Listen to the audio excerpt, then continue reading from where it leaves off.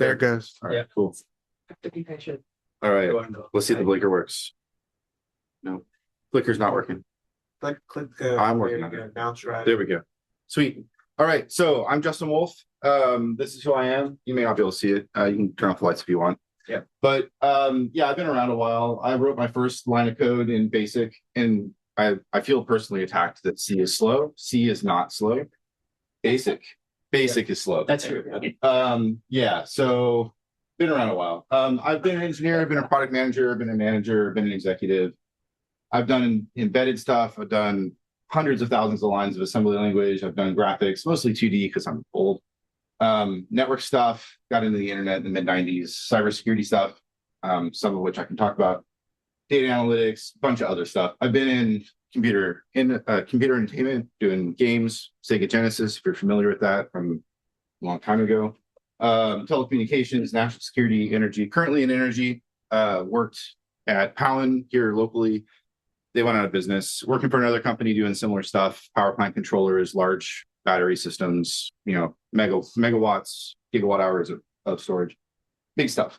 And then I have a bunch of hobbies. So I'm a nerd. I do lots of stuff.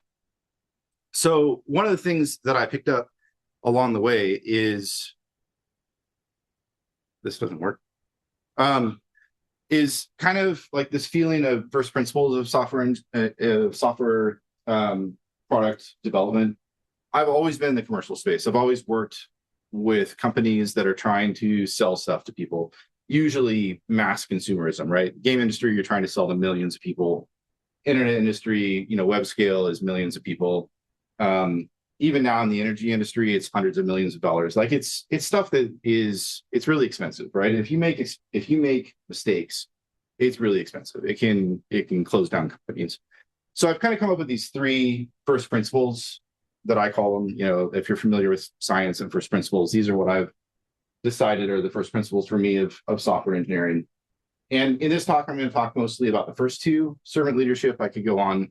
I've been around for a while. I have opinions about everything. So I'm happy to talk to you about whatever for however long you want. I've only got 8 minutes. If you want to read articles that will take you longer than 8 minutes to read, I've got some on LinkedIn. There's a QR code for you. So let's get into the talk. Anybody recognize this airplane? Some people might not.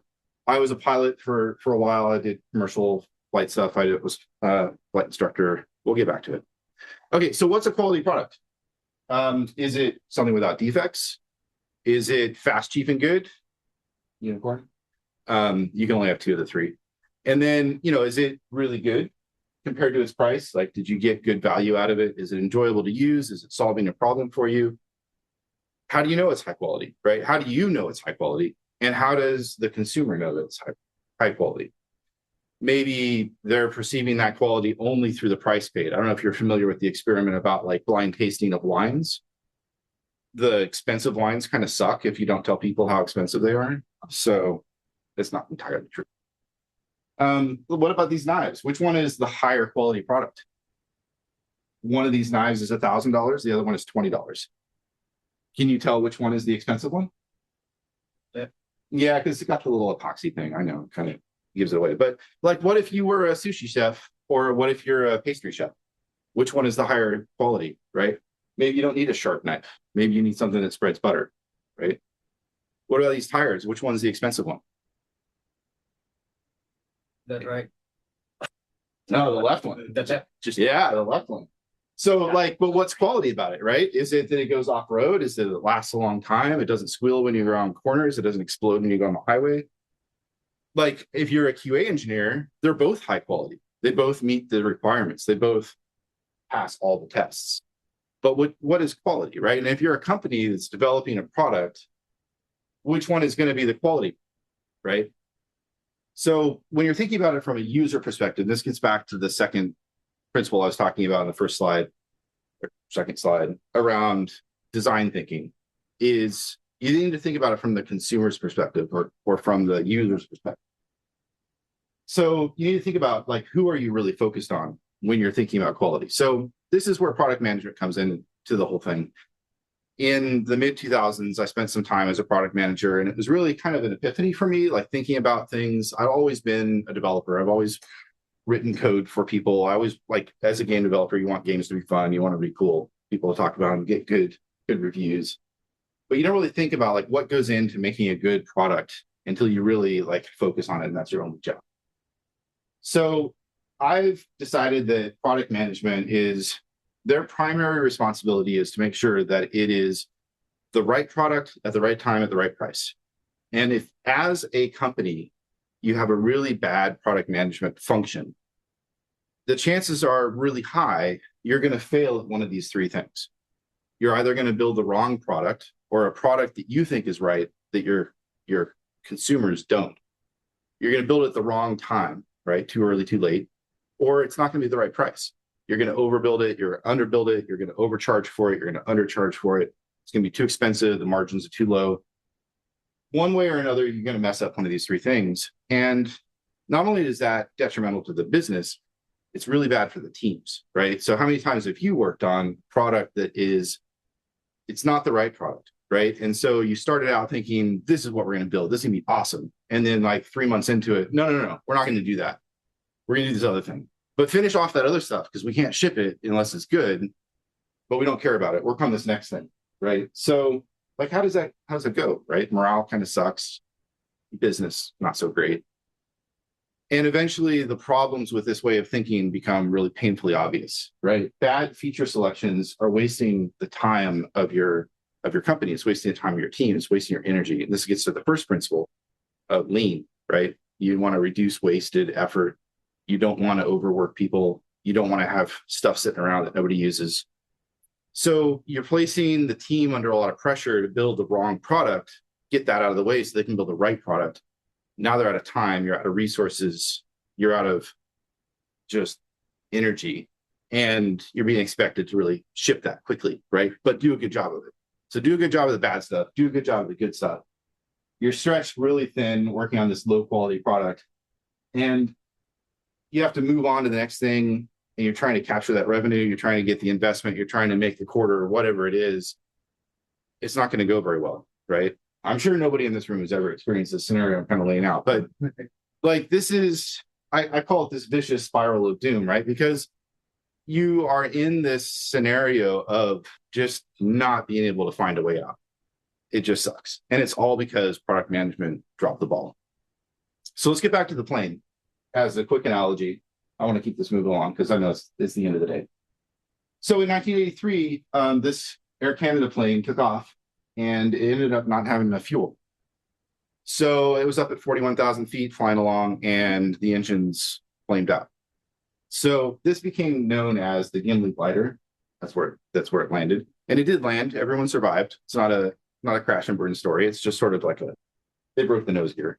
But think about this as like your business, right? When you're a new product start, new business start, you've got a bunch of fuel, hopefully. You've got some money, you're getting off the ground, you're burning that fuel at a prodigious rate to get up to speed, right? You want to get up to altitude, you're moving forward, everyone's happy, you're getting where you're going. And you've got to manage that fuel, you've got to manage that energy to get to your destination. And if you've not done a good job of managing the business and managing the product, you're going to run out of fuel. You're going to run out of energy. You're going to turn into a glider. You can't get more money. You can't get more resources. You can't hire contractors. You can't finish your job. It just sucks, right? And you're gliding towards crashing and burning. You really don't want to be in that situation. So good product management, they're sort of like in-flight refueling, right? You've got a product that resonates with the market. It's exactly what people want. It works the way they want to use it. It costs what they want to pay for it. It solves the problems they need to solve. Everything is awesome, right? And so if product management is doing their job, you're going to continue getting this reinforcement, right? You're going to get the money you need, the resources you need. And as a development organization and as QA engineers, you're going to be able to focus on the things that are high value. You're not going to be wasting your time, your mental energy, and your morale on things that nobody wants, right? So I think it's one of the things I noticed just over this last year when I was at PNSQC back in October. a lot of people are talking about quality as an engineering activity. And I think a lot of people kind of miss that it's also a business activity. You have to have a good product. You have to have good product management. And without that, you're not going to be in a situation where you can focus on the really important things and spend all your energy building awesome products.